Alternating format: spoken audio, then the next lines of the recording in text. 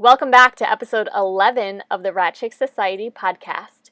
Today, we're chatting with the total ratty batty, Richelle Wombles.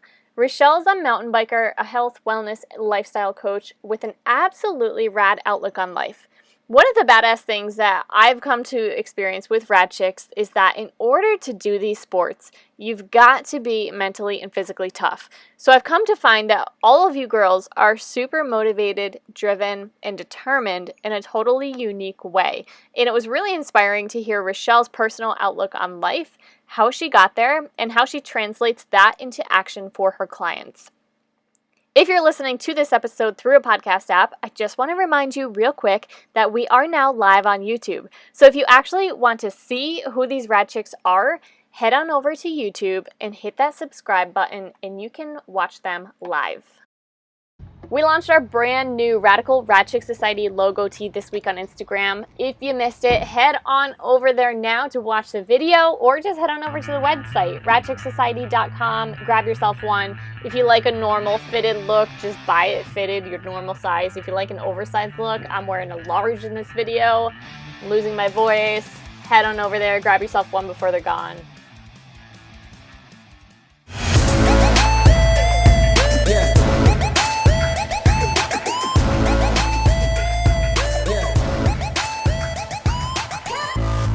Five, 4, 3, 2, 1. You are now entering the Rad Chick Society Podcast. Hey. Bro, hey. Sick shirt, girl. Thanks. It's one of my top 5s that I rotate through.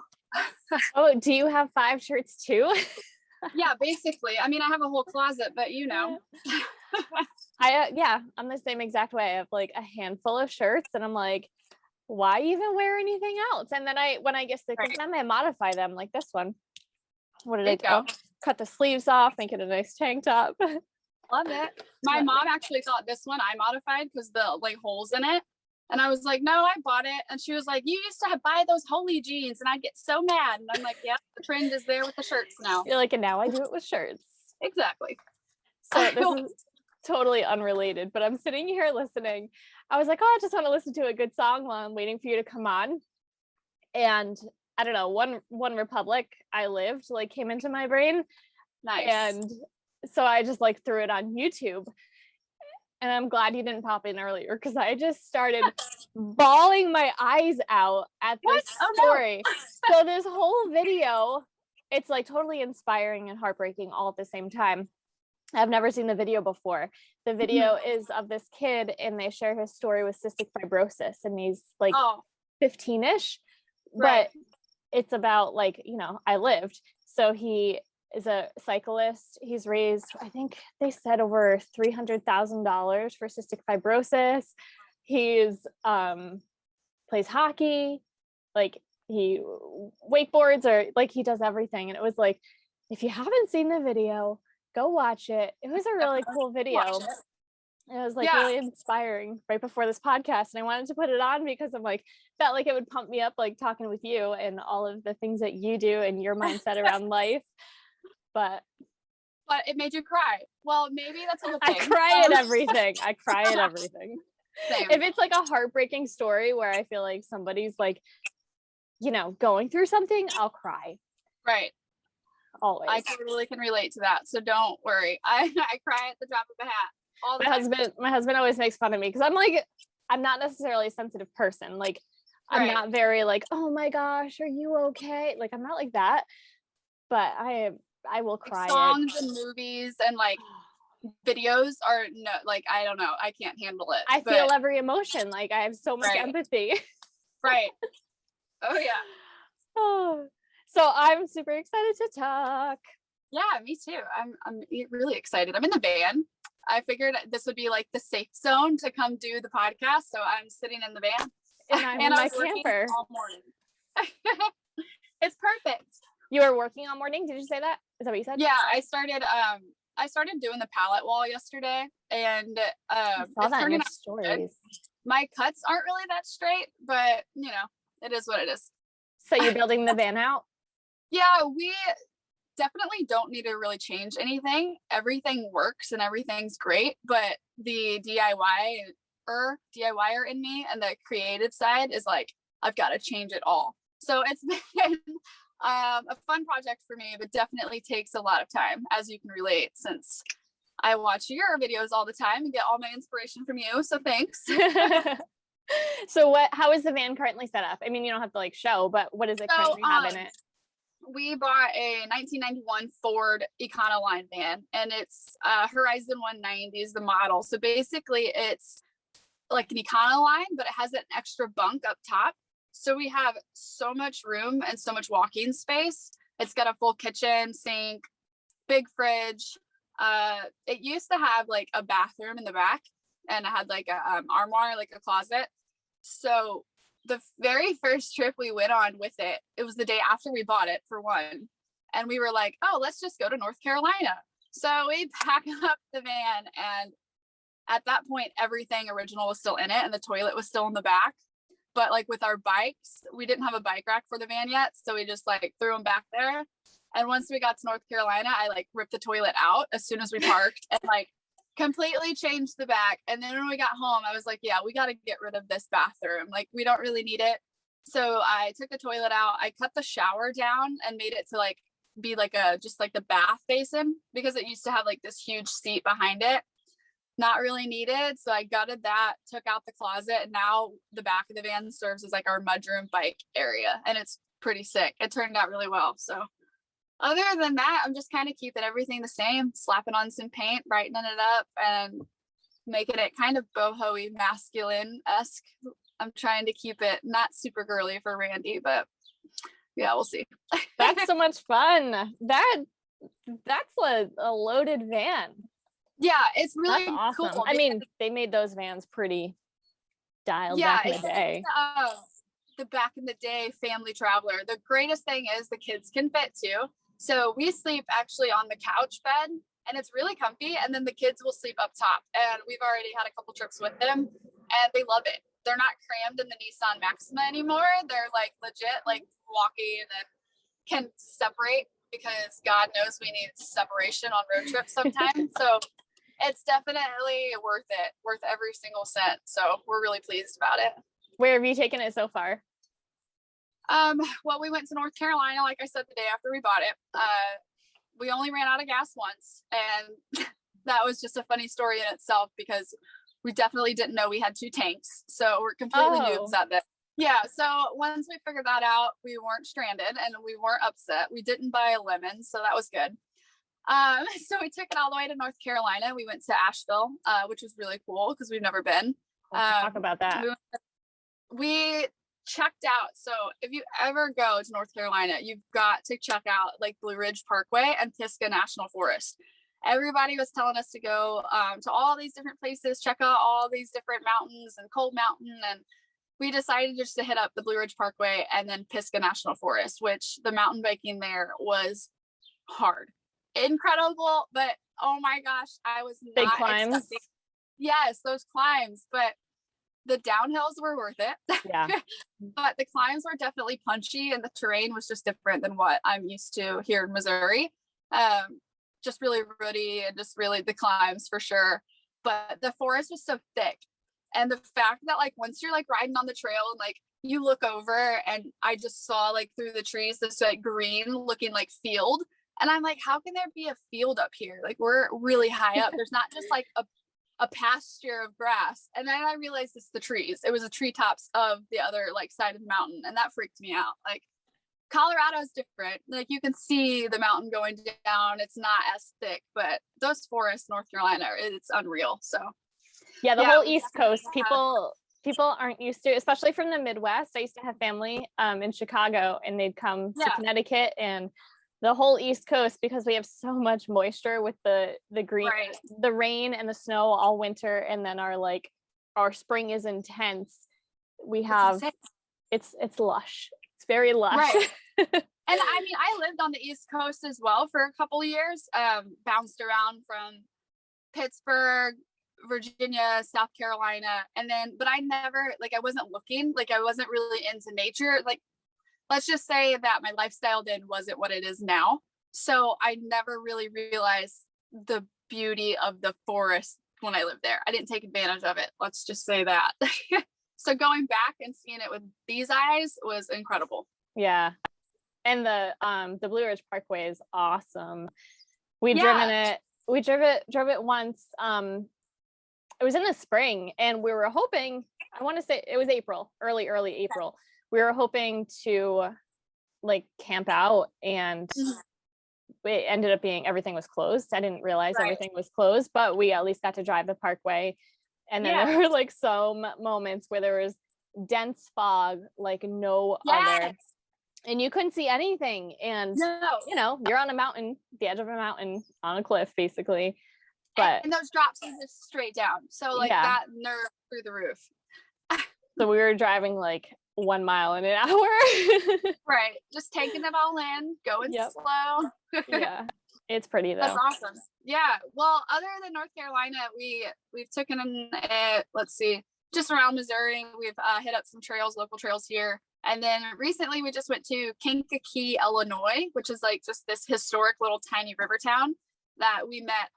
Our family from Michigan drove down halfway, and my family from parts of Illinois and Missouri drove up to just check out. We got an Airbnb. We slept in the van, but other than that, she hasn't really went on too many trips yet. We have a Michigan trip planned here in like 2 weeks. We'll be going up right after the 4th of July to go visit family again. And then we're taking it to the Upper Peninsula in Michigan, and we're going to go check out Pictured Rocks, which I've never seen, never done. We're going to take the paddle boards, and it's going to be rad. So I'm looking forward to that one for sure.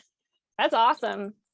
Yeah. It's so much fun, like having the van. That's one thing we've been missing out on, is having this van built. We couldn't build it out all Right. winter because we had so many bikes. Like we carried Yeah. scooter bikes, 2 BMX bikes, 2 mountain bikes with us, and so we had to basically use it as a garage. And so Yeah. we were like, all winter long, we're like, oh, I want to go here, but I don't want to pull the camper. And so there was a lot of little trips we didn't get to do. And even right now, like early summer, there's so many things we haven't gotten to do because we're like, we need the van built. So it's like, Right. it is the best vehicle to have for everything.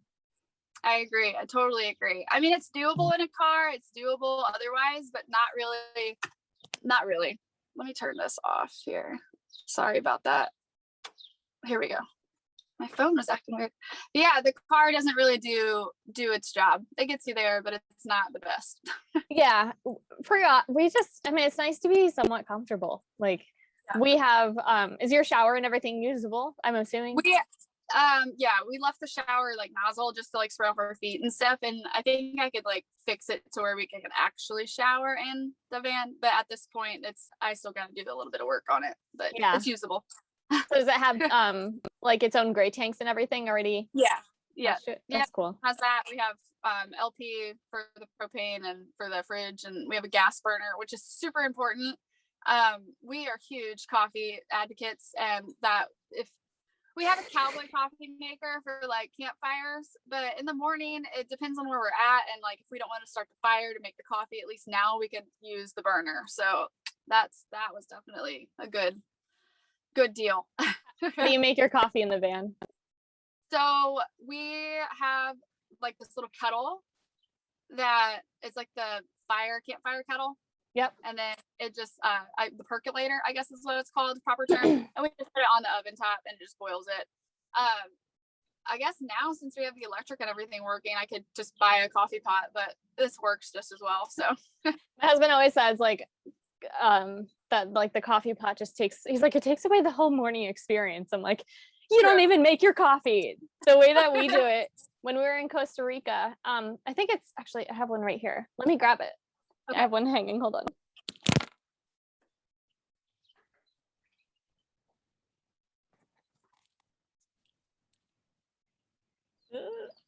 Yeah, so when we were in Costa Rica, we were there for about, I forget, 5 weeks, 6 weeks or something. I don't know, something like that.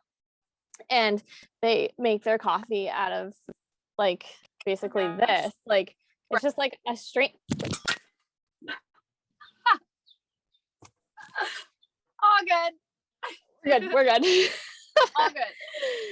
I need to get a new mic set up one of these days. But yeah, so anyways, it's on the floor now. Basically it's just like a strainer, and that's how they make their coffee. I think they call it a bolsa. Like just like a pour over, essentially. Yeah, like it's just, That's right. Yeah. I mean, technically it's no different than a coffee maker that strains through a filter. You just need So hot water and like yeah, pretty so that's simple. all we use. We just pour our grains or beans into that, and tea kettle, hot water, and that's how we've done our coffee. But I'm like, man, I would love the luxury of a coffee maker where I wake up and my coffee's made. And it's done. It's fun though. But It's like in the van, it's like a morning experience. It's like our entire morning is like around coffee, because it's just like you make your coffee, you sit and enjoy wherever you're at, and just like soak in the morning. Exactly. I like. Do you I'm just asking, do you have any other apps open on your phone right now? Let me. It's like a little bit glitchy. I think we're good. Okay. Like sometimes if you have like Instagram or something open, it ends up. Yeah, I think the only thing I had was Messenger to shoot messages to you because I could not log in earlier. Yeah, I don't know why I did that, but we're good now. So speaking of morning routines, how long have you been wait a minute. You were up at 5:22 this morning or earlier. What time do you normally wake up in the morning? So I used to be a bear in the mornings. Like literally you could not wake me up. I slept when I worked like my 9 to 5. I would wake up the latest I possibly could to still look human and get into the office. I just was a day late and $1 short, press snooze nonstop. And whenever I started training with my health coaching and getting more in the mindset of how can I take more advantage of the day I have, it was like, you got to wake up. I'm like, oh man. So I started waking up like 5 minutes earlier, getting into that routine of just like, okay, I need to wake up at 6:30 today because I got to be at work at 8, and then I can shower and work out and get on with my day. But I think it's been about 2 years now, almost 2 years, that we have been waking up consistently at around like 3:45 in the morning. And it sounds insane because people are like, oh, it's like the middle of the night. But for us, it just makes so much sense. It's a time that no matter if we're on vacation or if it's a weekend or whatever it may be, we can wake up. Essentially, my morning goes like this. I wake up, I shower, I start the coffee pot, and then I read. I do my devotional, and then I go for my walk. Daily movement's huge. So typically I do my walk first, and then I come back and either do yoga or I do some sort of body weight, like kind of flow. And then I have the rest of the day to do whatever I want. Meet with clients, make phone calls, go mountain biking, go see the kids.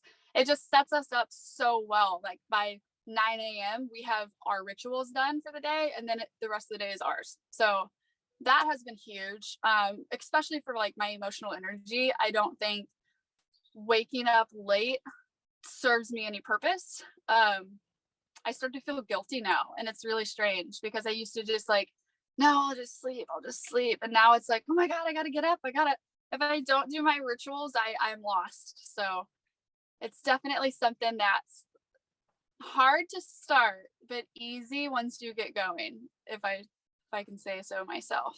Yeah, and I bet it helps that you both do it. Yeah, it does. Because it just becomes the norm. Right. Like having a partner that like supports you and has similar aims and like similar rituals is really, really good. It helps you, pushes you to be better. So we're a team with that for sure.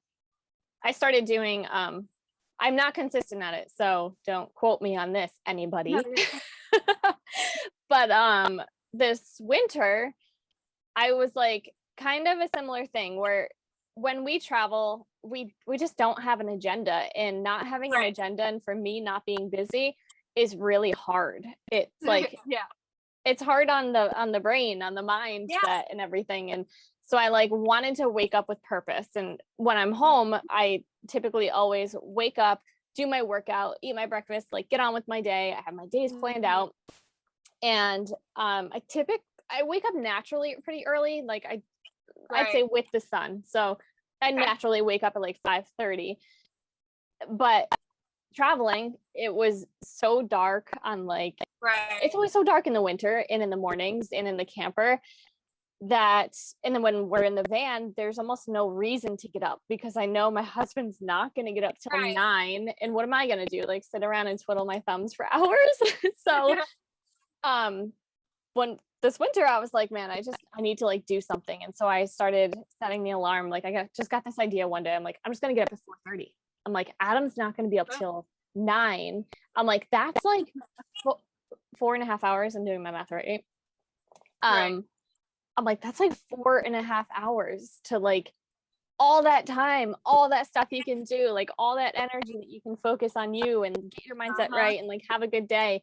And I didn't do it every single day. I did it typically probably 3 to 4 times a week. Yeah. It just felt so good.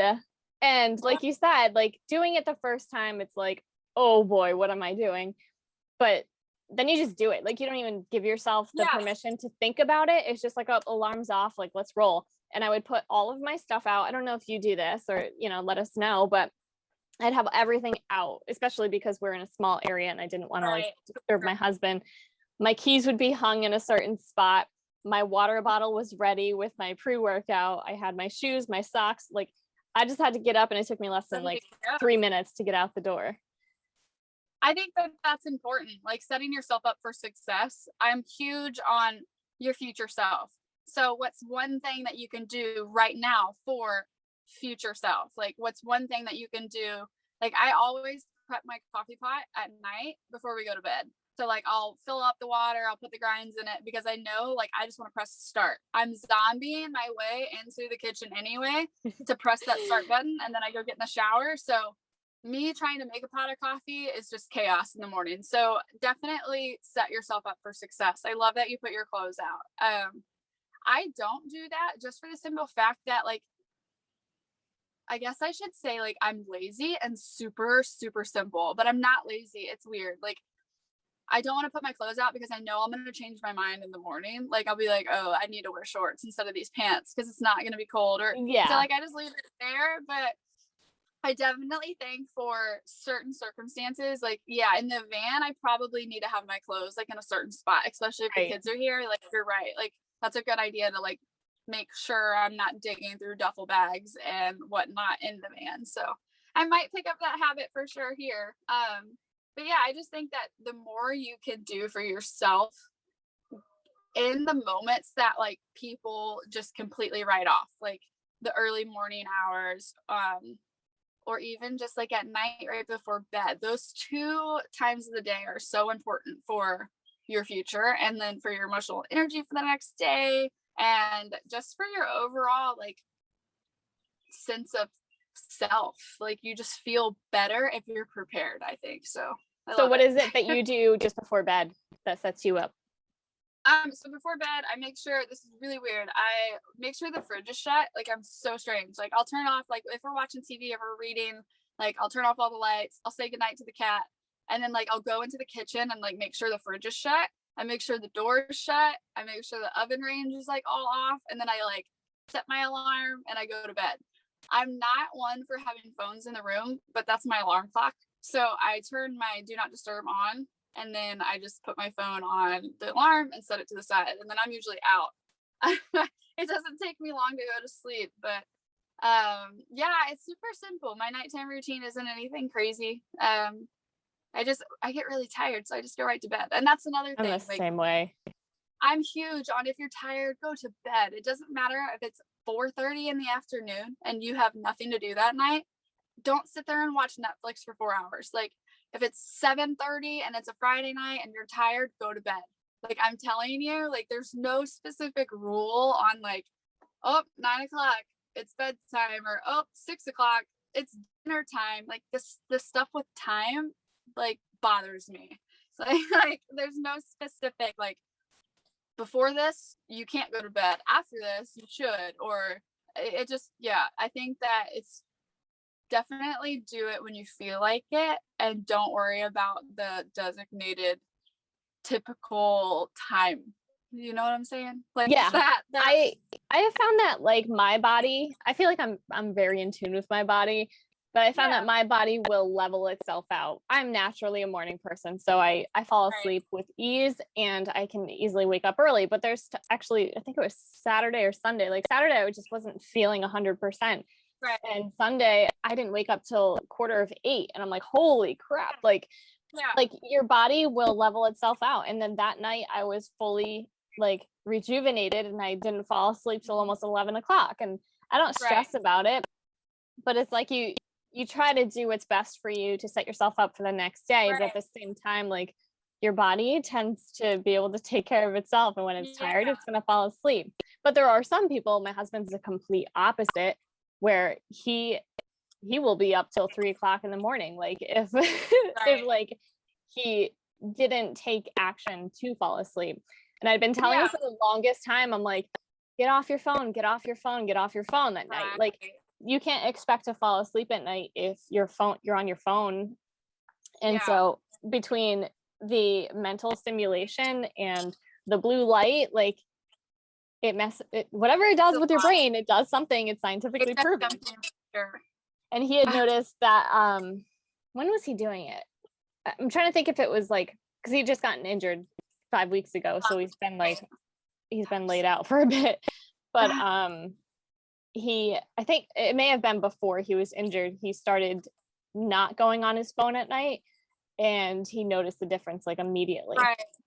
He was able to fall asleep better. And some people struggle with it. So you do have to like set parameters to like stay off the phone. Like don't be stimulated in one way or another. Like you have to wind yourself down if that you're not naturally that kind of person. But for sure, everybody's different. Everybody is different. I like saying that like the two ways, because it's so true. I wanted to go back to what you were saying about listening to your body, because that is something that I love and I do myself. Whenever we start to listen to our bodies, like you said, some days you wake up later and you're like, oh my God, I didn't wake up early and I wanted to, but it's like your body is telling you it needs rest. And the only way that you're really going to listen is if you just let it happen.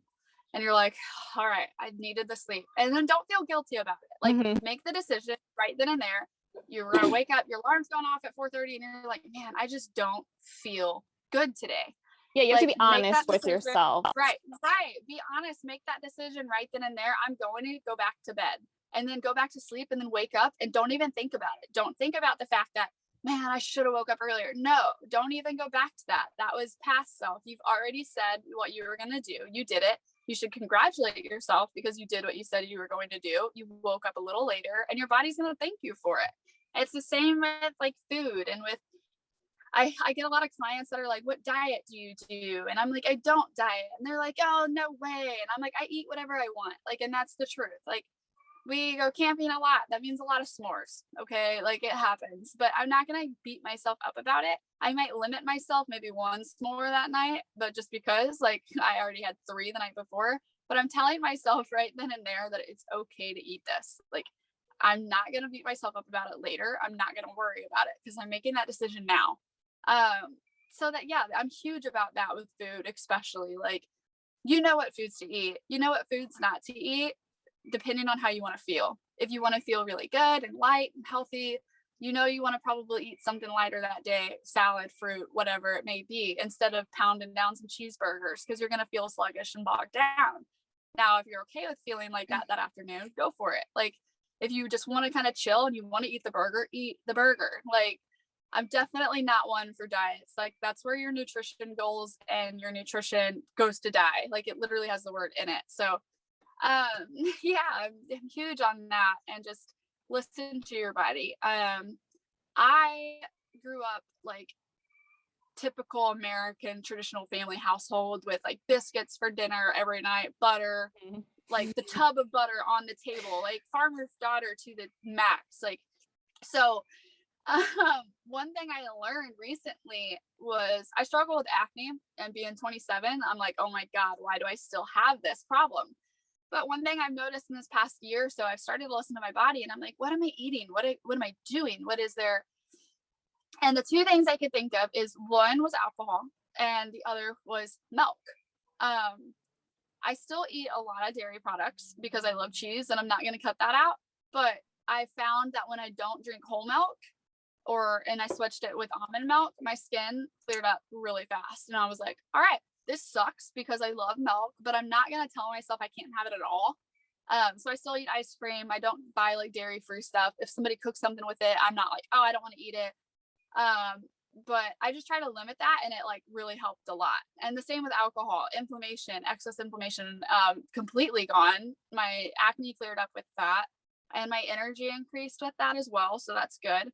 But yeah, just listening and being in tune with your body, understanding it, getting to know it, moving it daily, touching it, feeling yourself. Like, it sounds really cliche, but giving yourself a hug and just feeling that is something that's just magical, and it's really going to help with overall health. So yeah, huge on that as well.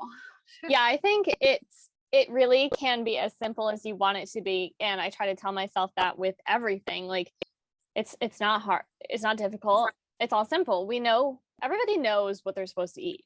It's not some big secret. Eat some fruits, eat some vegetables, eat some healthy proteins. Like, it's not rocket science. Right. But I'm the same way where I've gone through different transitions. I've gone through periods where I'm like, I do it for the sense of a goal where I'm like, I just want to eat this, this, and this for 3 weeks just to challenge myself. Yep. And I used to struggle with dairy when I was younger. And so there came a point where I was like, all right, I'm sick of this. I've had enough of this. Yeah. I've been tested. I am lactose intolerant back when I was a child. And when I got into like my probably early 20s, I was like, I'm not going to do it anymore. I'm going to like cut dairy out. Yeah. And that was when I kind of went on like the different challenges where I was like, just clean eating, real good foods, making sure I'm eating enough calories and all of that. And then when I like turned 30, my body went through like all kinds of craziness, which was a mix of traveling, being away from home, like homesickness, just not really knowing what I wanted in life, Yeah. And my body like went hormones, everything went crazy. And so I was like, what's going on? Like, I'm working out, I'm doing this, I'm doing that. And so then I'd go to like the extreme of like, well, maybe I need to try this diet. Maybe this says this. And I did that for maybe like 6 months. And then I was like, F it. I'm like, you know what? Like, just do you. Like, do your thing. Do what makes you happy. And so I stopped at that point. It's probably been about 3 years or maybe a little more now. I'm just like, I don't stress. Like, there you go. There's days where I'll get my workout in. There's days I won't get my workout in, but there's also days where I'm like, I'm working out tomorrow. There's other days where I have different types of goals that I want to accomplish, and I focus on those over, health goals. Some days I eat perfect. Some days I don't have a time in the day to like feed myself. Like, for sure. Yeah. Right. And it's like, it's okay. Like, if you want to eat a burger with a bun and it's a white bun, oh my gosh, go for it. But if the next day you want to eat a burger and you want to eat it with a lettuce wrap, then do that. Like, I think it's important to balance it out. Like, I love breakfast. I like cooking like for sure, kind of like you, where I grew up with a mom who was like heavy on the butter, heavy on the cream cheese, heavy on the sour cream. Like, everything is doused in some sort of dressing, whether it be cheese. Yeah. So I like, and we'd always do like Sunday breakfast or go out to eat or make something fancy, make dessert, come home for the brunch. Yeah. So that's like in me. And it's like, it's kind of tradition. My mom no longer lives here. She lives out west. And so it's just like, it feels good to like embrace that little part of what we used to do. So yeah, I like, if I eat French toast like in the morning, then I'll just be like, remember that later in the day and be like, yeah, that French toast earlier, maybe just like have some extra lettuce today with the burger instead. Or but yeah, it definitely makes a difference on your body, because I can now digest dairy. I couldn't before, when my system was like overloaded with it. But I pick and choose what I eat. Once in a while I'll have a slice of pizza if I know it's from a certain restaurant that has cheese that I can digest. Sometimes I'll have, ice cream is like one of my favorites. So if I want it, I eat it. I'll put cheese on my eggs sometimes. Like, I think do you have clients? So first off, share with us what you do, so everybody has the background as to who you are and what you do as far as health and fitness goes. So I guess you could just keep it really simple and just say I'm a lifestyle coach. I got my training through the Health Coach Institute in 2019. I started in 2018, and in 2019 I got certified and officially finished schooling. And basically what I do is I just help clients enhance their life. We focus a lot on our daily rituals, our movement, our mindset. It's not really about like workout. That comes along kind of with it. But it's more just about how can you become the person that you've always desired, breaking down those walls, breaking down those limiting beliefs, and just really getting down to you. It's tough. It's challenging because a lot of my clients are older than me. Like I said, I'm 27, so I'm young in the game, and it's hard. I haven't had any children of my own, so I have some clients who are mothers, and I give them advice, and it's been really interesting and fun. I've learned so much about myself along this journey, and also just working with different clients. It's just helped me kind of see what I want out of my life and what I don't want. So I learned just as much working with my clients as I hope they do learning what they learn from me. So we do weekly meetings. We check in. Luckily, the job that I have allows me a lot of freedom. So we used to have a home-based gym location, and we actually closed that down this year, which was probably tough for my boyfriend. He had it for 11 years. He's had the gym. So closing that was like a new chapter for him. We live in this awesome world where technology is so great. I know a lot of people have their thoughts on it, but I love the fact that me and you can talk right now on a podcast, and you have this platform that brings awesome rad chicks from all over the world together. I'm able to coach clients from anywhere in the world, meaning we can travel in our van, and I'm not missing a beat with my clients. And for me, that is just, it's been life-changing, really. I love it. It is amazing what technology can do. And it's like some days you can easily love it or hate it. It can, in a drop of a dime, it can go either way. But if you just look at our world and where it's heading, and with even voice technology and the internet, like Amazon, I mean, you can get anything you want by tomorrow. Like it's where our world is heading. So it's like you either jump on the train and come to love it and find a way for it to work for you, or you just get left in the dust. There's always like bad things associated with anything. I was gonna say anything. It's the easier thing to talk about. It's the easier thing to do is complain.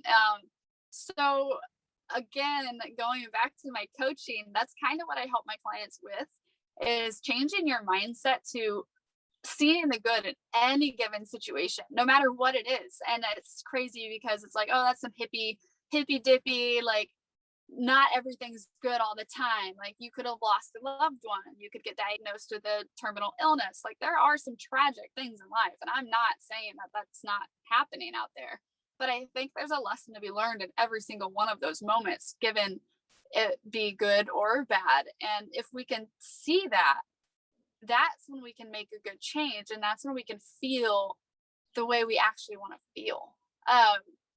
I was just going to say something and it totally slipped my mind. I was going to say, like, the quality of our thoughts are just so affected by like the social media that we intake and the things we read and the limiting beliefs that we give ourselves. We like have these quality of thoughts, and people, like my clients, bring that up to me a lot, and they say, well, I just can't do that because I feel this way. I don't feel the way you do. And once we break it down to their daily actions, we break it down to, well, we've got to change those thoughts, and the only way we're going to do that is if we make a change in our daily routine. So that's a thing with technology that's good, because it's bad if you scroll on Facebook all day and it's affecting you negatively, but you can use that technology for connecting with a coach. You could use that technology there's those the meditation apps out there that I've had a couple clients use that are just great, because they help you focus in on something that's not Pinterest or Instagram. It's just, you can be on your phone and that's okay. You know what I mean? Like technology isn't just the danger, but it's definitely something to. I'm sorry. There's like different seasons in your life too, and I sometimes find myself doing this with social media.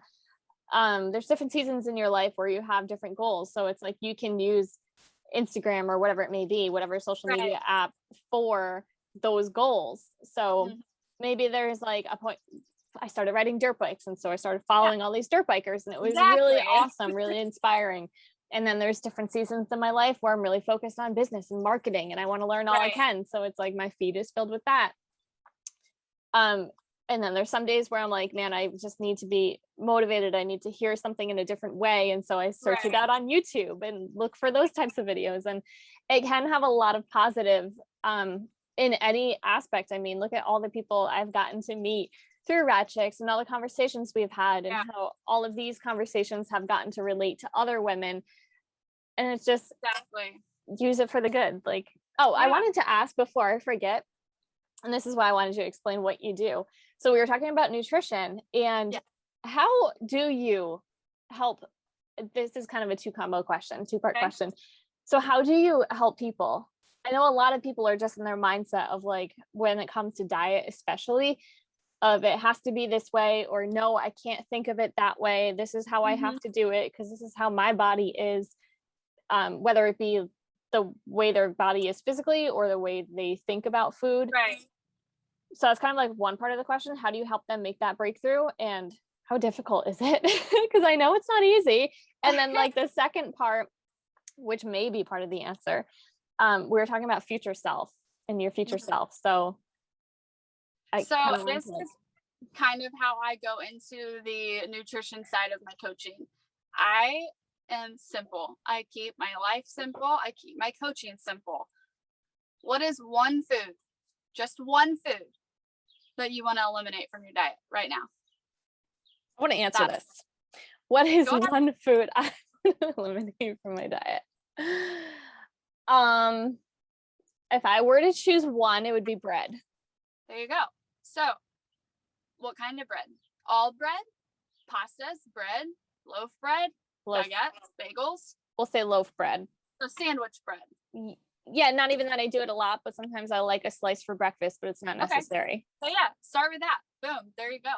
That's the magic question I ask my clients, because they want to say, I need to go on a diet. I need to do this. I need to do that. And it's like, no. Like, what is one food? And then they're like, I don't know. And it takes a second because it's hard. You're like, well, just eliminating one food's not going to help me. Just eliminating that one food's not going to change my life. Oh, just wait. Because what I do is I like to focus on that one food for a couple weeks. And then by the end of that couple weeks, say 14 days, say 21 days, whatever it ends up being, we keep track how long it's been, how long you've went without eating that. And it turns into a game. It turns into, it's been 5 days, coach. I haven't had fried food in 5 days. And it's like, that's great. Keep going. Next thing I know, I get a text saying, it's been 30 days and I haven't had any fried food. I think I'm going to add chocolate now. And I didn't even bring it up. I didn't even bring it up as their coach, that next level of what could we do next. They did, because they were so proud of themselves for winning that game that they've started, that they want to do more. And this is going to like segue into like another conversation, because I said it's like a game and it's fun. Everything's a game. So it's the game of life. Your nutrition question, like that's basically what I do with my clients. Like we play a game, eliminate one thing. That's it. And then now I'm going to segue into the playfulness of my coaching. So I am huge on getting back to the basics. Far too often we stress ourselves out about, I worked all day, I need to go to the gym, and you schedule your gym time. Like, as a parent, and as I know there are millions of other women out there in the world who, why do we keep scheduling things? Why do we keep making appointments that we don't want to go make? Like, it sounds stressful to me, leaving a job, having to either find a sitter, having to either grab your kids and take them to the gym, and going into a place with no windows, no sun. You already were in a fluorescent light hell all day. Like, why are you going to go jump into a gym now? And that works for some people. Some people love the gym. Like, they get amped up. that's their time to shine, that's their time to go. And if that's you, that's great. But I know a lot of people go and buy memberships and they struggle and they don't go. Or they'll sign up for something and they just don't make it because it's like, I have to be there at 6 o'clock. I'm stressed out. I worked all day, and they go home and they give up on their goals. So what I like to do with my clients is break it down to play, break it down to natural movements, break it down to getting back to the things that we like to do as kids. As kids, we were observers. Like, we observed everything: color, sight, smell, challenges. We sought all this stuff out because we wanted to know what it was, like, plain and simple. We saw a tree, we wanted to climb it. We saw a log on the ground, we wanted to walk across it like a balance beam. When did we lose that? Like, when did we say we can't do cartwheels anymore because we're 25? I Like, still we do them. can't. Right, exactly. I was just doing them last week. That's so funny. I haven't done one in so long, and I was like, I want to do a cartwheel right now as I'm walking across the lawn. And how did it make you feel? It was just like, Yeah, oh, right. cool. Yeah, you're like, I can still do it. Exactly. So that's what I like to do with my clients. We've got to get back to feeling good when we move our body. And I didn't get that when I was lifting weights. I liked the way I was looking, but I wasn't having fun. It wasn't something that I wanted to do. It felt like a chore. It felt like my clients were showing up on Mondays through Wednesdays and then canceling on Thursdays and Fridays, partying all weekend and doing it all over again the next week. And so Randy, my boyfriend, and I were like, what do we gotta do something. And we started having more fun with our clients. We started showing them 2x4s on the ground and working on balance and mobility. And as much as it's a slower pace than working out, like, you're not lifting weights, you're not banging anything, but the effects of it became so impactful for our clients. It changed the way that they spoke to their significant others. It changed the way that they played with their children. Instead of just telling them to go outside, it's go outside with them and play tag. Go play, go move, go have fun. You always see the families at the park that are like super, super athletic and they're playing and they're having fun. And then you see the parents on the bench on their phone watching their kid, and their kid is like the one on the playground that's like having fun, but also really ornery. So you're like, I bet you if you had that connection of play and you were moving, monkey see, monkey do, like, your kids are going to behave better, you're going to feel better, and it all just goes hand in hand. So adding the playfulness and eliminating that limiting belief of I'm too old, I can't do this, is going to free yourself. Like, you're going to feel like a whole new person once you're able to say, I'm going to go chase that. I'm going to go chase my kid. I'm going to go chase my nephew. I'm going to go run around because I can, or because I want to, you know? So getting rid of that thought process age is such a mental fuck. Like, right. We start to think we know something, and like Socrates was the wisest man because he claimed he knew nothing. mm-hmm. And I think that that's so important because all of us adults, especially the millennial generation, we all think we know something. We all think, I'm not gonna, like, I know best. And it's like, I don't think so. I don't think we know anything, and we need to act like children and observe and be thirsty to learn more, be thirsty to try new things and be adventurous and seek out challenges. Like, if we don't challenge ourselves, what are we doing? I think that's one thing I almost feel in my late 20s, early 30s, I was like, no, I got this. I can do this, like, whatever it was.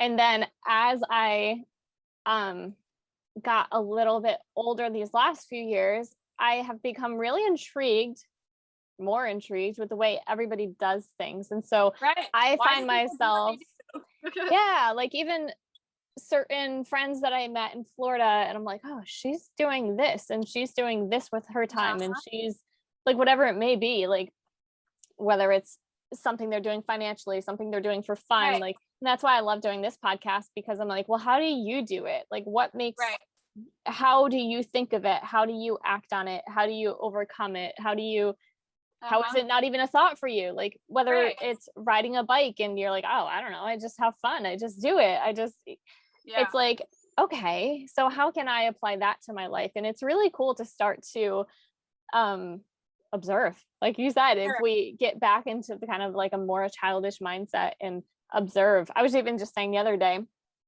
that I could hear like the bullfrogs down at the pond at the bottom of my hill, and I was like, man, when I was a kid, we used to have at our town fair frog jumping contest, and so me and my sister would go and catch the biggest bullfrogs out of the pond for the frog jumping contest. Right.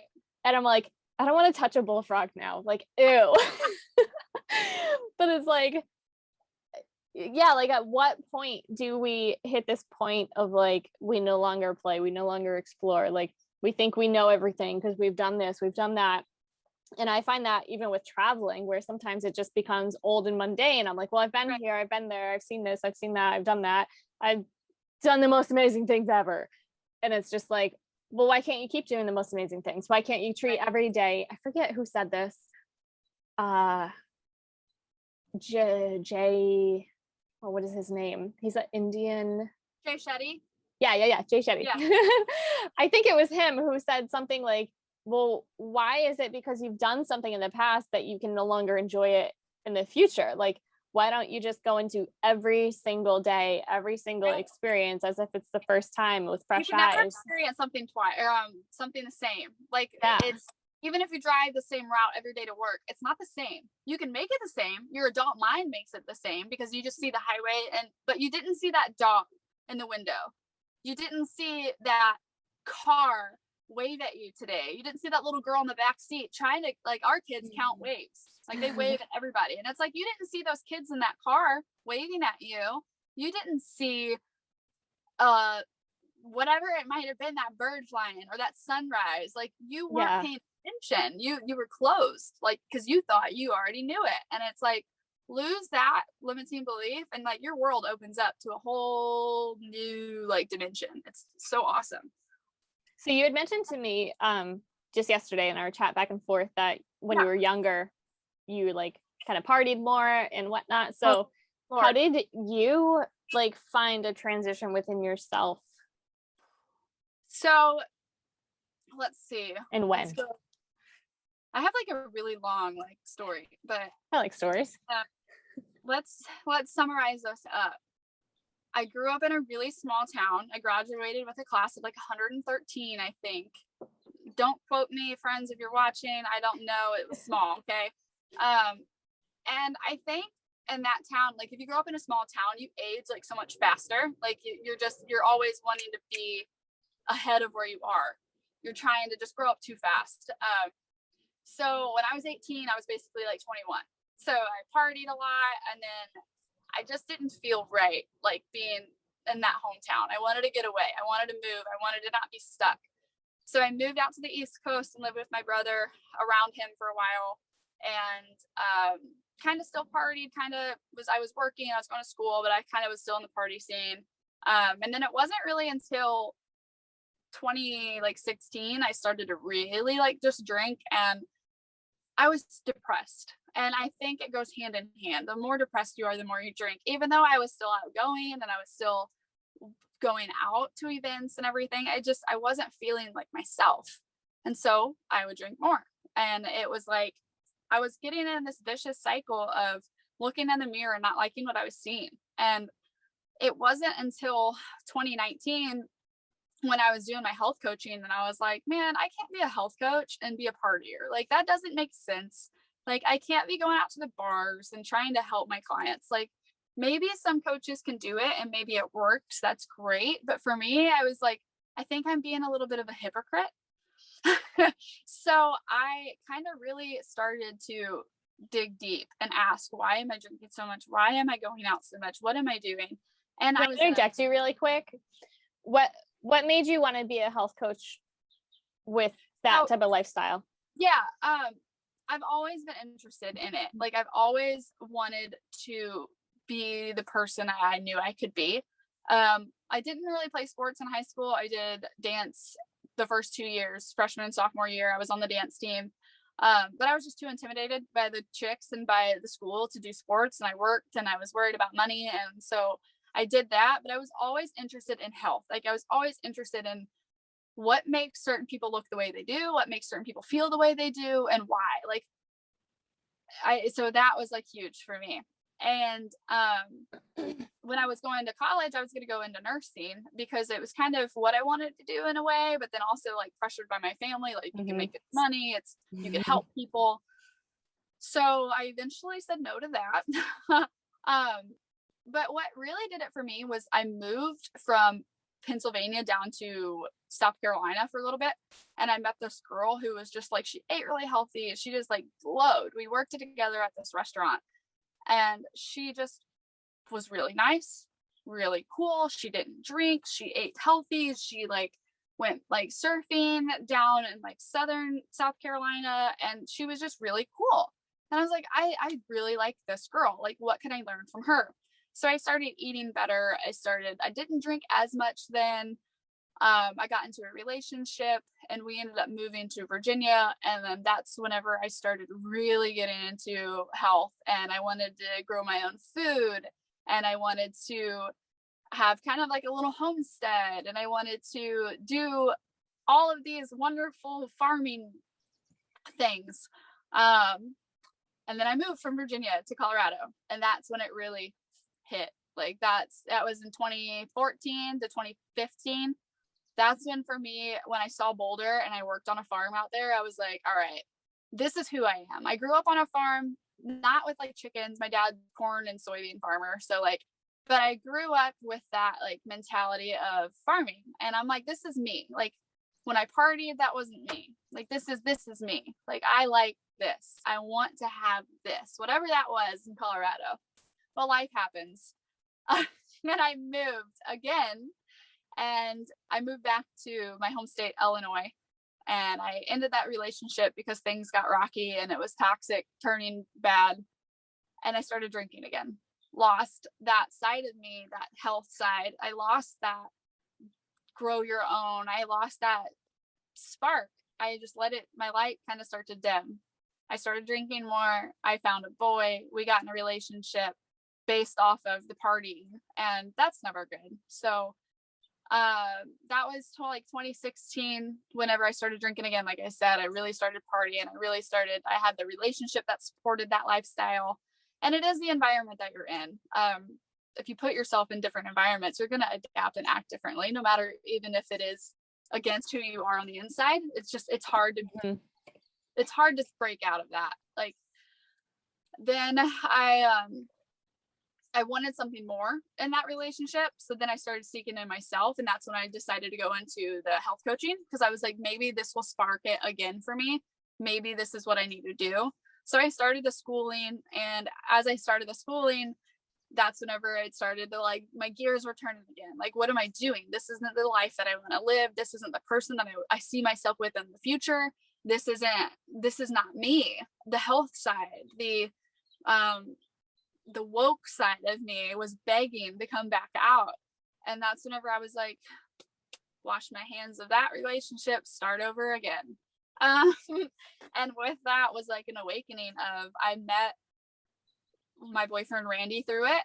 I met myself again in like 2019. I was like, all right, I'm feeling good. I stopped drinking.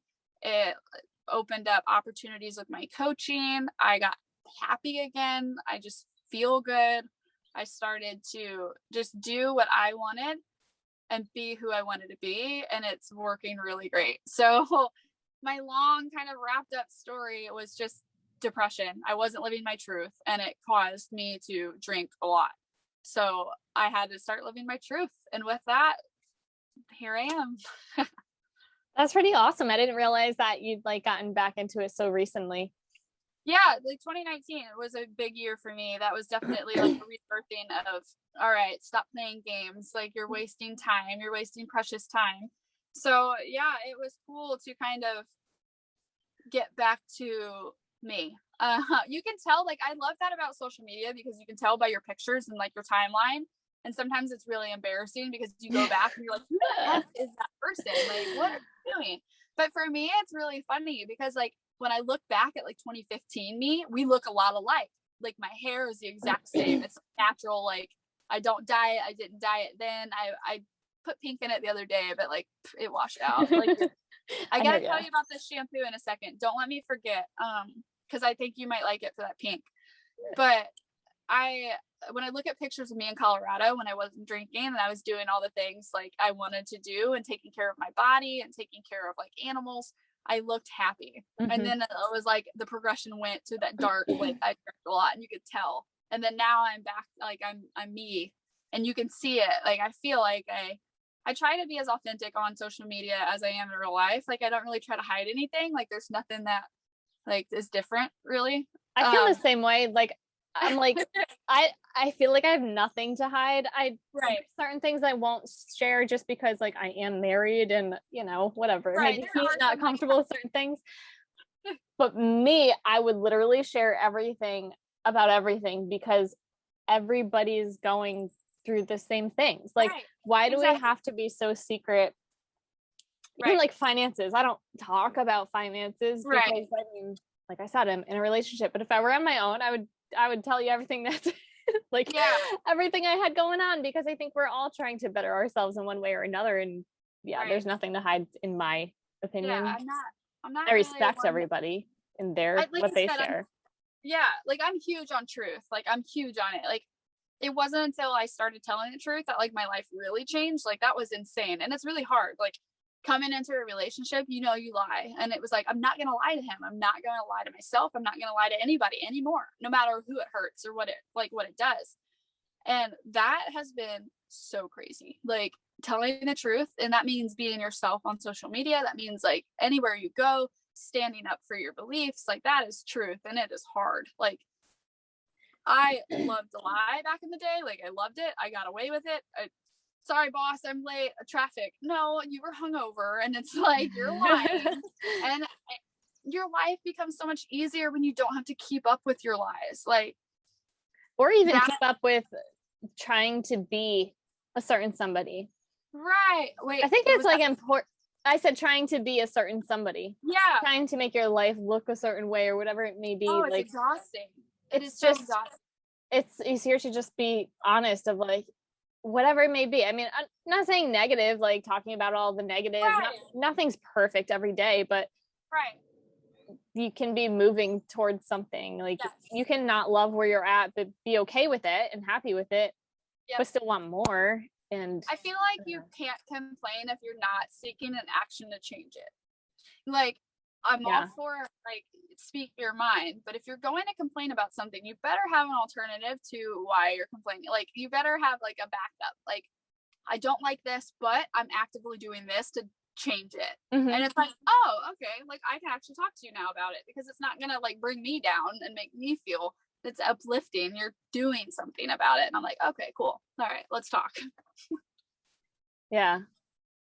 It's I also find like life, there's just so many in my own life, there's so many different segments of life, and there's all different chapters. That's what I call them. It's like sometimes I look back at certain parts of my life and who I was then, and I'm like, man, like kind of like you said, like I grew up, not my house wasn't a farm, but I pretty much grew up with open space and open land and freedom and horses and all of that. And it's like, then when I first moved into my house, like I brought my horses home, and every morning it's like you get up, you take care of the horses before work. Every night you make sure the stalls are cleaned and the water, they got water, and you do that all winter long with frozen ice buckets. And when it's -2 degrees out, and it's like it just certain parts of my life like that just brought me happiness. And it's like, okay, how can I bring that back into my life today? Even if just all different chapters. You can learn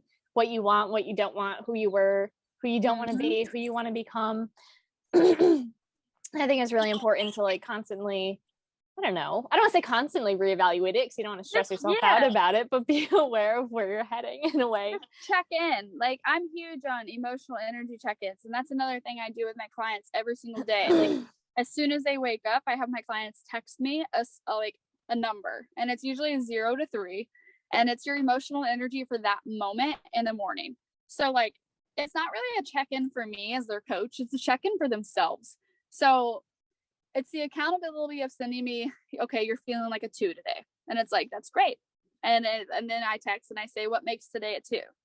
And then the client will give me an example. And then I'll say, all right, go on with your day. Like, kudos, whatever. I give them words of encouragement, and they'll text me and stick to their daily actions throughout the day. But I think it's super important to check in with yourself every morning and just be like, how the hell is Richelle today? Like, what's up, girl? Like, you had a bad dream and you feel a little weird this morning, but it was just a dream. Or you're really tired, but remember you did this yesterday. And I think we usually wake up and we're so late that we just forget about ourselves and we're just late. And so we're busy and we're rushed, and it's 5 o'clock in the afternoon and we realize that we haven't even gave ourselves a moment. Like, we haven't even checked in and given ourselves any time. We gave it away to everyone else. And I feel like, for the most part, whenever we run ourselves short like that and we just like forget about us, it makes us worse. Like, we become impatient, we become stressed, we get home from work and we yell at our significant other and we like get mad at our kids, whatever it may be. Like, we just don't have the patience. So doing that one little act every morning alone, just checking in with yourself and just being like, how do I feel today? And then maybe you don't feel the best. Maybe your energy's a 1 and you're kind of moody, but then at least you know. Like, then at least you know you're a 1. So like when you walk into work, maybe you don't have to be extra chipper and be fake. Just be like, man, I'm just not feeling it. Yep. And be authentic. Like, that's the easiest way to say it. If you just acknowledge it and let everybody around you know, hey, yeah, I'm just having an off day. Don't worry about me. I do that with my husband. I'm just like, yeah, I'm moody today. Just don't worry about me. And he's like, all right, sweet. Yeah, exactly. And I do that throughout the day too. Sometimes it's like check in throughout the day. Like, or you wake up and you feel stressed. You're like, oh, I have so much to do. And it's just like, all right, well, what do we have to do? Like, how do we want to feel? I don't want to feel stressed. So why am I going to feel all anxious and stressed and like short of breath? Like, let's just take a look at what we got to do. Let's plan it out, and one thing at a time, you know? Yep. And it it definitely makes all the difference. For sure. Real quick, we'll let's dive into some mountain biking talk. Yeah. I don't know, I had fun talking about all that stuff, but we might as well touch on mountain biking. Yeah, for sure. When did you start mountain biking and getting into that? 2019. I'm telling you, that was the year of like the yourself, or did Randy introduce you? Yeah, so Randy definitely has introduced me to a lot. He's kind of awoken like the beast within me, and definitely I'm thankful for that. He bought me my first mountain bike for my birthday in May of 2019, and I started riding then. Like, he's not one to like baby you or be like, this is how you're gonna ride, we're gonna go here. He like is single speed, like clips in, like his rig is set up for just grit. And he took me on my first ride around here. I'm from St. Louis, so we went around here locally, and it was in a pretty easy trail. But for me, like being on that bike and I clipped in like immediately. He bought me shoes too, so like that was strange for me, clipping in, because I felt so like weird. But yeah, May 2019 I started, and it's just fun. It's different than anything I've ever done in my entire life. Like I said, I didn't do sports in high school, and I drank a lot in my early 20s and everything. So I was athletic, but it wasn't like I was ready for mountain biking. Like, it wasn't like I was like, okay, like I'm ready. The cardio was insane. Like, I loved the grit of it though. Like, that is everything. We do a lot of like single track, just like on like the Ozark Trail. There's one like south of here we like to go to, but like I'm not very good at like pump tracks. I'm definitely not good at features. Like, I'm still a noob. Like, I'm still like, I ride a little scared, but I love it. It's definitely the craziest thing, the most challenging thing I've ever done. But when I started riding, I wrecked like in Colorado when we were on vacation, and we did really good the day before. Like, he took me out there, and like I said, I was still new because we went to Colorado in like June, I think. So like right after I just started riding, like it hasn't even been a month, and he's like, we're gonna go to Colorado. And I'm like, oh boy. Super intimidated, really scared, but the trails really weren't anything crazy. Like, I was expecting them to just be like straight up. Like, I didn't know how even trail systems worked with like anything. So we go out there and we had a really good ride. And then like the third day, I ended up wrecking, and it was the craziest thing in the world. Like I've never broke a bone ever in my life. Like I've never broke a bone. I've fallen out of trees. I've wrecked 4-wheelers, wrecked dirt bikes, but never broke a bone, right? I end up endoing over my handlebars. He's like riding, he always rides ahead of me, like just because he's faster and like he'll wait and I'll catch up or whatever. But he was ahead of me and I endoed over my bars and I fell like boom, flat on my stomach and just landed on the ground. I felt something really weird. So I roll over and all of a sudden I just see like, sorry, this is gonna get a little gory. I just see like this bullet hole in my like thigh and blood just squirts out. And I'm like, what has happened? So I put my hand on it and I just start yelling for him. And I was like, babe, and I just kept yelling. And then finally he turned around and then like I actually got to see what happened. My brake lever punctured my leg.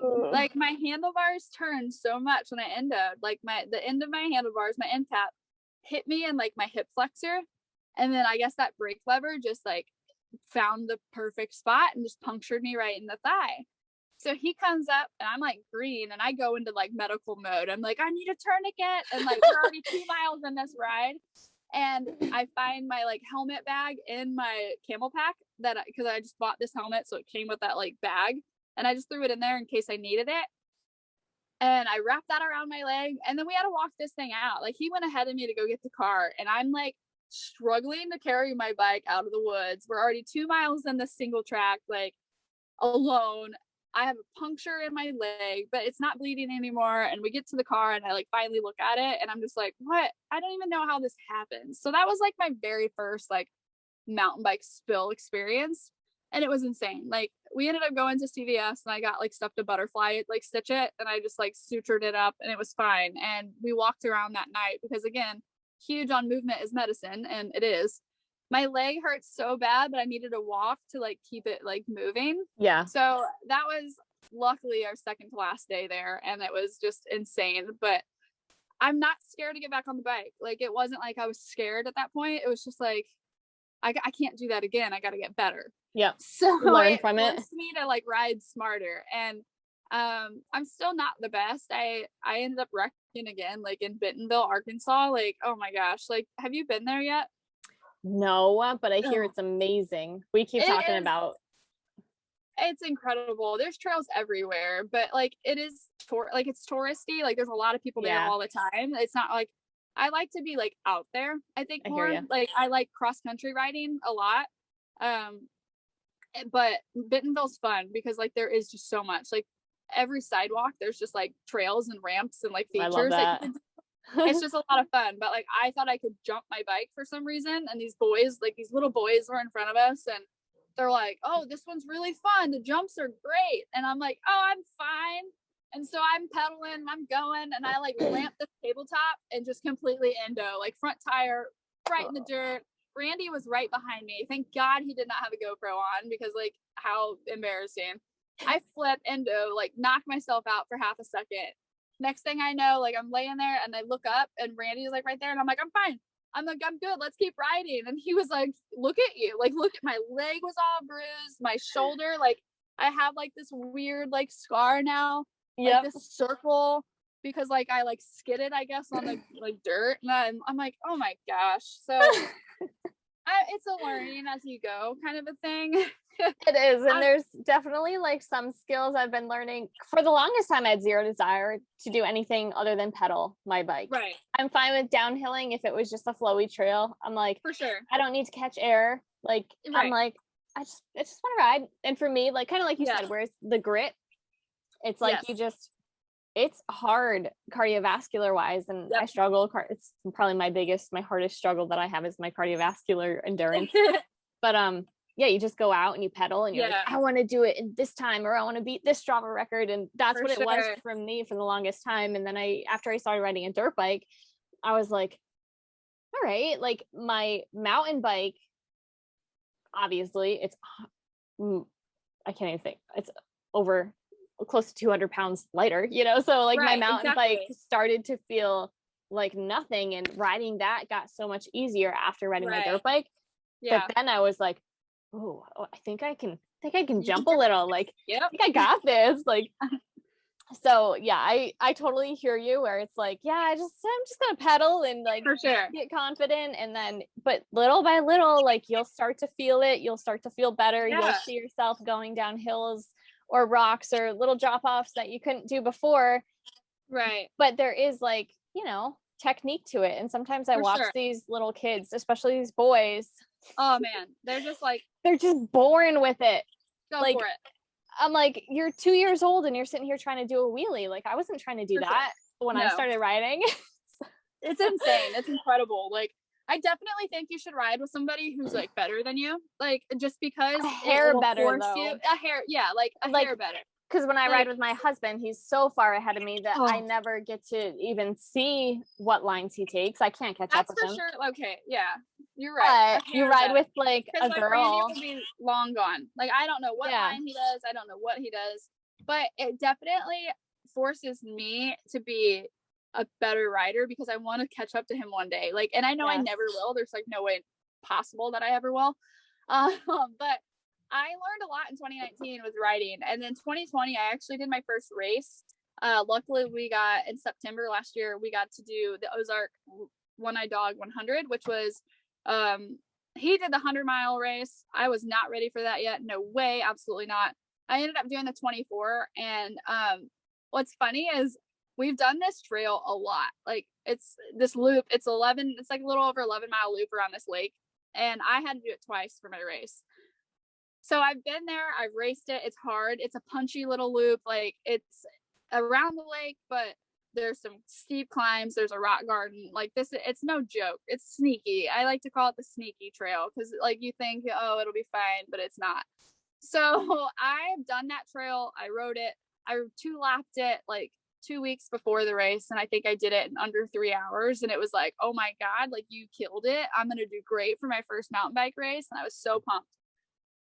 Come race day, I did not prepare. I did not realize like I should have ate more that morning. Like, I just I literally just had a bug fly at my nose.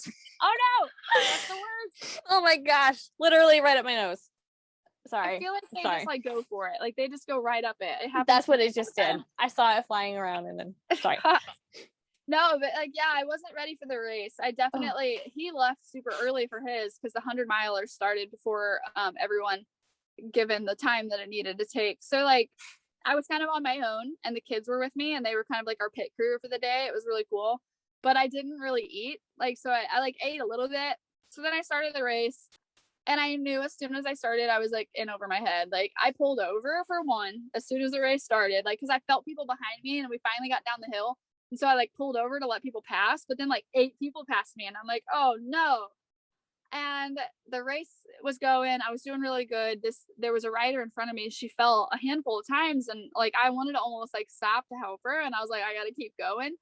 But I ended up like bonking like hard the second lap. Like, I bonked and I felt it, and I was like, you know what? I just gotta finish. So I ended up finishing it, and I loved it because the support and the crowd and the morale. Like, we were at this campsite where the race was. So like, we had the tent set up, a DJ was set up for like the race event coordinator, and it was really cool because when I got back, I just felt good. I felt proud, even though it wasn't the time I wanted. I didn't place. There was 4 girls in that category, and I got 4th. So I was like, oh yay, at least I got that. But it was a really good experience. Like, I was so nervous, but I would recommend for any rider, like, go for it. Go do your first race. Like, you're gonna meet so many cool people. Nobody cares how long it took you to do. Nobody's gonna say, oh my God, it took her that long. Maybe they might say that behind your back, like, just because it's like, what happened? But they don't mean it in a bad way. Like, they're not going to be like, oh, you suck. Like, there's definitely none of that there. So I would recommend for any rider, like, sign up for your first race if you want to race. Like, if that's something that you want to do, but you're kind of on the fence about it, I definitely think you should just go for it. Because after that first experience, we ended up driving to Georgia and doing a 6-hour. Oh, Sorry. Bless you. There's that bug. It is that bug. I feel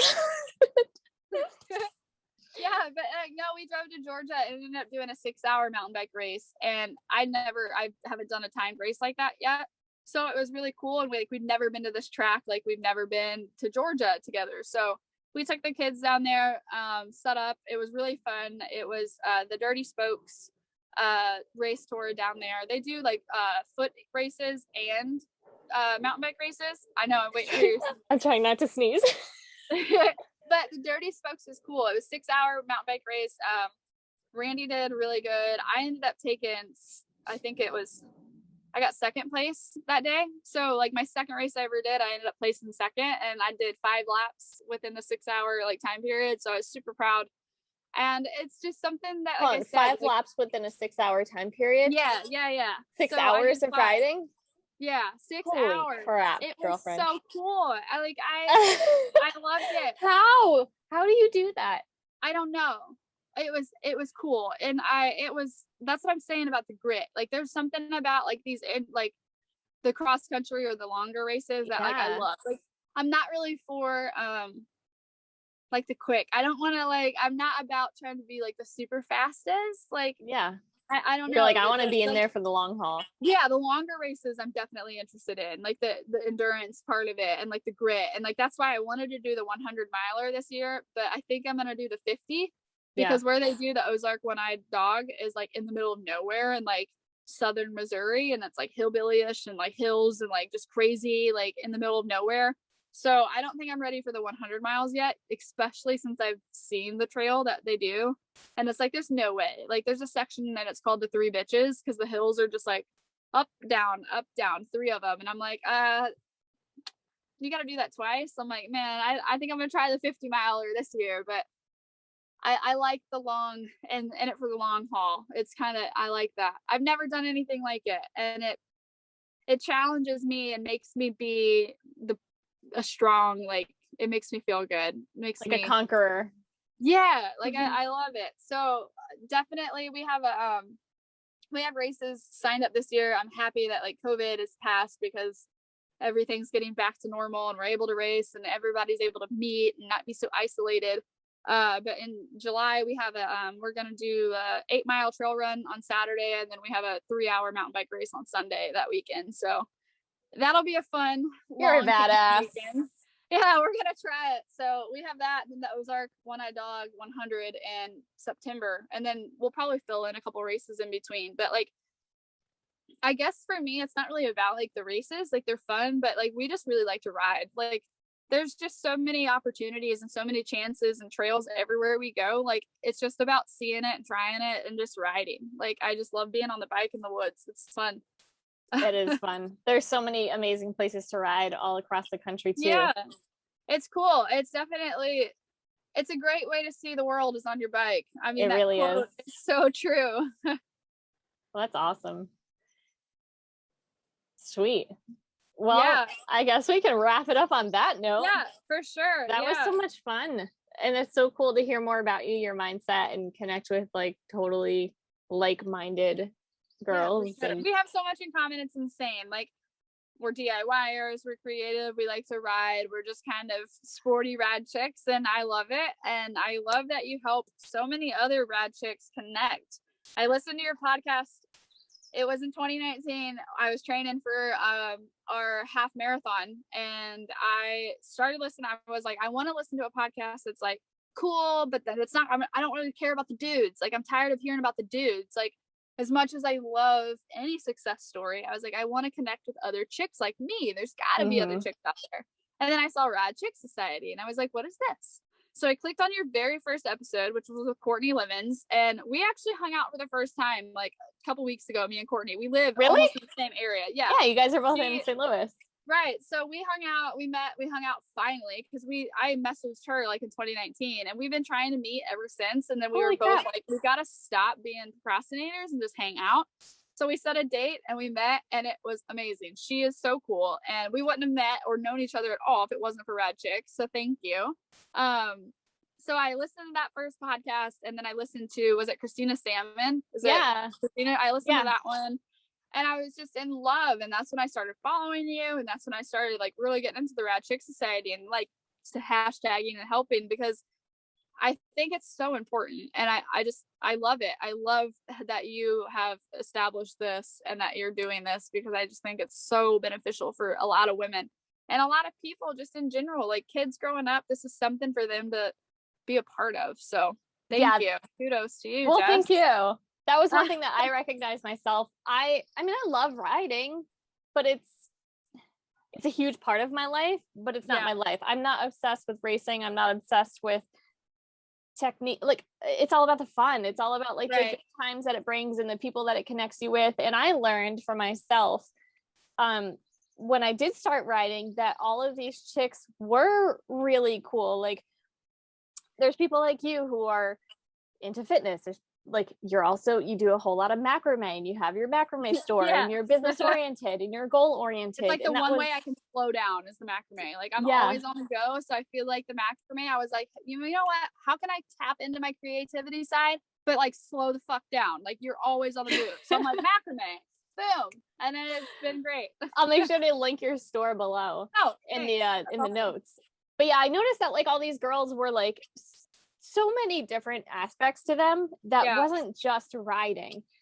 And like when I saw Courtney was like a photographer and like working on growing her photography business, and Christina was a vegan, and that was like a big part of her life. And just I noticed all these different aspects, and I was like, man, it'd be so awesome, because I don't relate necessarily to podcasts that are strictly about sports. Like, no, me neither, because like only about I mean I have fun listening to like Pulp MX podcasts and different types of podcasts, but it's cool to hear stories. It's cool to relate to people.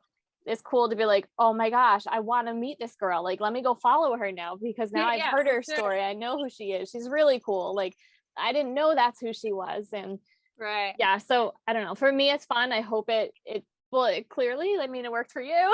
Hey, you're doing great. I hope that it connects so many people, because that's really the goal with it, is to like build those stronger connections. Yeah.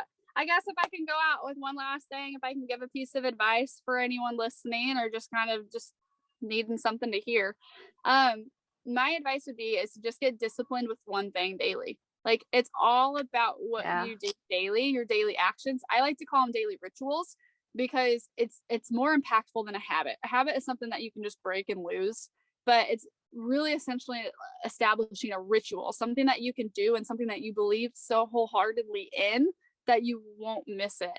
So establish that discipline of following your daily rituals, having a daily ritual, and just enhancing your life. It's just 1% better every day. That's all we have to do. And it sounds cheesy, but it's so true. Like, if you can just do one thing today for your future self, no matter how small, setting your coffee pot up, filling up a bottle of water, putting it by your bed before you go to sleep, anything like that. Maybe getting on your bike and riding up the street instead of thinking that you have to only ride on the trails. Like, all of those little things that you just think, oh no, I won't do because it's not going to add up to anything. I'm not going to stretch before that ride because I don't need to. All of these little things that we say we don't really need to do, start doing them. Like, take the time, do it, get that ritual down, be 1% better. And I promise you, talk to me in 6 months if you start doing it, and you're going to be like, you know what? You were right. I feel this way. So true. Do that. Try it out. Message me, post about it, tag, whatever, but do something. Establish your ritual, change your life. I promise.